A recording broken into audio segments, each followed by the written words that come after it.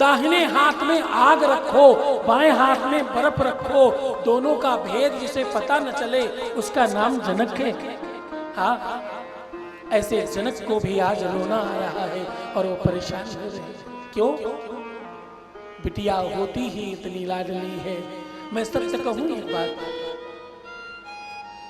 पुत्र तो माताओं को ज्यादा प्रिय होते हैं, माताओं की वजह से पिता को भी प्रिय होते हैं, लेकिन बेटियां लाडलियां ये छोटी छोटी गुड़िया जो हैं ये तो अपने बाबुल को, अपने पिता को अधिक प्रिय होती, अपने आत्मज को, अपने पिता को बहुत प्रिय होती और हृदय की सबसे सुंदर परी जैसी रहती हैं और उनको बड़ा स्नेह करते पिता। मैं सबसे कहूं, अगर असली पिता होने का सुख चाहिए तो घर में एक छोटी सी सुकुमारी कन्या होनी चाहिए, एक लाडली तुम्हारे घर होनी चाहिए। वो परी जब झुन झुन कर निकलती, वो जब खेल कर आती और जब तुम्हारे शीश के ऊपर बैठकर बालों में कुछ करती, तो मैं सच कहता हूं ये आनंद विश्व में कहीं और नहीं मिलता। तुम थक हार कर आओ, तुम्हारा ध्यान रखने वाला कोई और होगा नहीं। तुम्हारा पुत्र कभी हो सकता है कि तुम्हारे लिए पानी लेकर आ जाए, लेकिन लाडली हर दिन तुम्हारे लिए पानी लेकर आएगी और तुम्हें जरूर पिलाएगी। तुम्हें क्या खाना है, क्या पीना है, तुम्हें क्या पहनना है और कैसे तुम्हें रहना है, तुम्हें क्या अच्छा लगता है, इस बात का अगर कोई ज्यादा ख्याल रखता तो वो लाडलियां रखती, बेटियां रखती। हाँ, और एक बात कहूं, बिटिया के विवाह में माताएं बहुत रोती हैं। माताओं को तो किसी की भी बिटिया का विवाह हो रहा हो, हंसी करके गई, अभी खूब मुस्कुरा रही थी और जैसे ही विदाई हुई वैसे ही चाहे काजल बह जाए और चाहे मेकअप छूट जाए, लेकिन तत्काल रोना शुरू कर देती।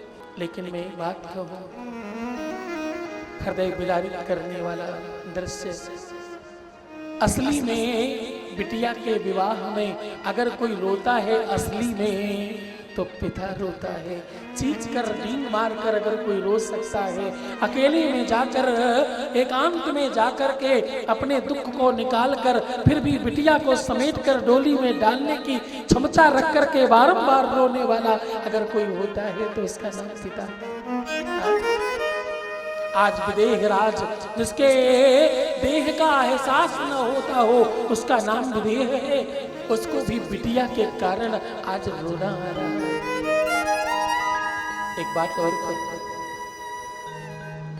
तुम्हारे नाते रिश्तों को संभालने वाला भी पिता होता है। बेटी के घर में कोई तकलीफ न होने पाए इस बात का ध्यान कोई सबसे ज्यादा रखता तो उसका नाम पिता है। बिटिया को सबसे ज्यादा दुलार करने वाला कोई है तो उसका नाम पिता है। हाँ, एक बार को बेटा कुछ कहे पिता हो सकता है न माने, क्योंकि वो हर बार कहता है, वो बार बार कहता है, लेकिन अगर बिटिया कुछ कह दे, कुछ लाडली कह दे और जिद पकड़ ले तो पिता मानता। क्यों मानता?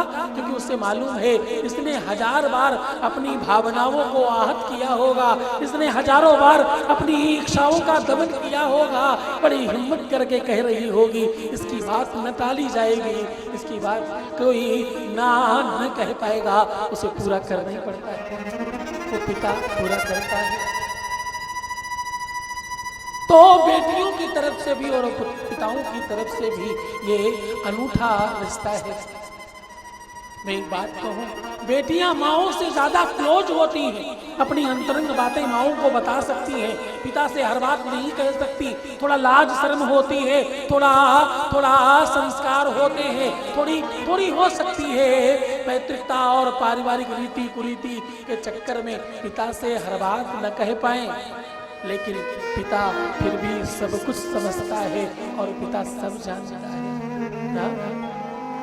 पिता अपनी बेटी के सुख और दुख को आभासित करता है। पिता अपनी बिटिया के लिए सर्वस्व करने के लिए सदैव तत्पर और तैयार रहता है। आज राजा जनक को कष्ट हो रहा है, राजा जनक ने भरी सभा में कहा, क्या पूरी धरती वीरों से खाली है? क्या कोई वीर नहीं रहा? सब कायर हो गए हैं क्या? और क्यों नहीं राजा चूड़ियां पहने? ऐसी तमाम बातें वेग में आकर राजा कह जाए। बहुत सारी बातें जब कहने लगे राजा, तो सब तो चुप बैठे रहे, लेकिन लक्ष्मण को क्रोध आ गया। लक्ष्मण खड़े हो गए और बोले, राजन आप क्या कह रहे हैं? राजन तुम्हें सोच समझ कर बोलना चाहिए। शायद तुमने अयोध्या नगर के राजा दशरथ का नाम सुना नहीं है, अन्यथा आप ऐसा नहीं कह सकते। शायद तुमने रघुकुल का गौरव सुना नहीं है और उसकी पताका को तुमने देखा नहीं है, अन्यथा ये बात आप न कह पाते। और राजन धनुष, इस धनुष की क्या बात करते हो तुम? मेरे भाई का आदेश मिले, मैं अभी के अभी पूरी धरती को 4 टुकड़े कर अभी छोड़ दूंगा, पूरा विश्व पलट कर रख दूंगा। आप एक बार कहिए तो सही। जब लक्ष्मण बहुत प्रकार से क्रोध करने लगे, तो राम को लगा बात खराब ना हो जाए। भगवान हमेशा आगामी चीजों को बनाने के लिए जाने जाने वाली शक्ति का नाम है, जो भविष्य निर्माण करता है, जो तुमसे सब कुछ करवा लेता है, उसका नाम भगवान है। हाँ? जो होने वाला है वो पहले से निर्धारित करने का नाम भगवान है। राम को लगा सब गड़बड़ हो जाएगा, तो राम इशारे में लक्ष्मण से कह रहे हैं, बोले शांत हो जाओ भैया, भजो क्रोध को। क्या? शांत हो जाओ बाबू, भजो क्रोध को। इस समय क्रोध में बोलना ही नहीं, इस समय क्रोध में बोलना ही नहीं। शांत हो जाओ भैया, भजो क्रोध को। और क्यों नहीं बोलना? बोले पूज्य गुरु देव बैठे, पिता तुल्य मिथिलेश। पूज्य गुरुदेव बैठे, पिता तुल्य मिथिलेश। पूज्य गुरु देव बैठे, पिता तुल्य मिथिलेश। पूज्य गुरुदेव बैठे, पिता तुल्य मिथिलेश। राम कुछ बोल रहे थे, लक्ष्मण ने विचार किया, पूज्य गुरुदेव तक बात ठीक थी, मैं शांत हो जाऊं ये भी बात ठीक थी, लेकिन पिता तुल्य मिथिलेश कब हो गए? मिथिलेश पिता क्यों हो गए? और चलो ये आदर में ठीक है भैया, आप और क्या कह रहे हो? बोले पूज्य गुरु देव बैठे, पिता तुल्य मिथिलेश। और माँ सुनैना सुनैना सुनैना, सीता की माता का नाम सुनैना है। सुनैना सुनैना सुनैना। माता सीता की माता का नाम सुनैना है। कह रहे माता सुनैना, सुनना ले कही है सब बातें। माँ सुनैना सुनैना सुनैना सुने, माँ सुनैना सुनैना सुनैना सुने।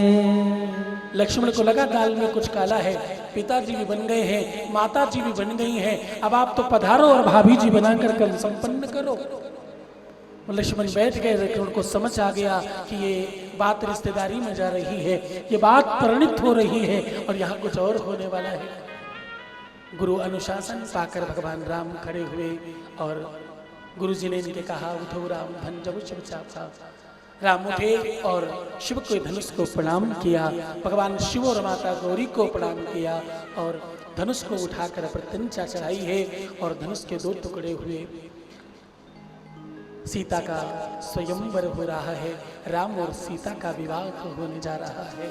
संयोग ऐसा बना कि चारों भाइयों का विवाह चारों बेटियों के साथ हुआ। एक साथ 4 विवाह एक ही मंडप में संपन्न कराए जा रहे हैं।